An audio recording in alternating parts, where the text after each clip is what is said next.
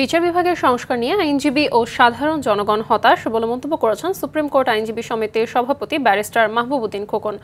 দুপুরে supreme court অডিটোরিয়ামে এক সংবাদ সম্মেলনে তিনি বলেন, বিগত সরকারের আমলে আগাবহ রায় ও ক্রস ফায়ারকে সাপোর্ট দেয়া বিচারক ও ম্যাজিস্ট্রেটেরা এখনও দায়িত্বে রয়ে গেছেন। আরও জানাচ্ছেন জিএম মাহমুদ।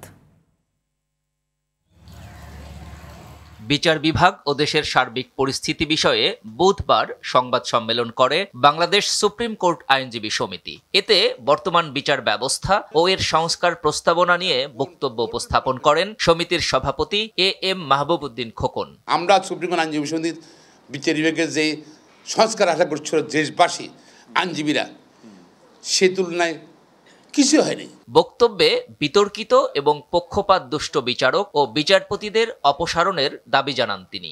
বেশিরভাগ ক্রসফায়ারে যে ম্যাজিস্ট্রেটের রিপোর্ট আছে না জাস্টিফাইড, সে বিচারকরা কীভাবে, সে ম্যাজিস্ট্রেটরা এখনো কীভাবে বিচার চালায়, এখন পর্যন্ত কোনো ব্যবস্থা গ্রহণ করা হয়নি কেন? জাতির প্রশ্ন। তাহলে কি সরকারের ভিতর প্রশাসনের ভিতর এখন ফ্যাসিস্টদের লোকজন রয়ে গেছে?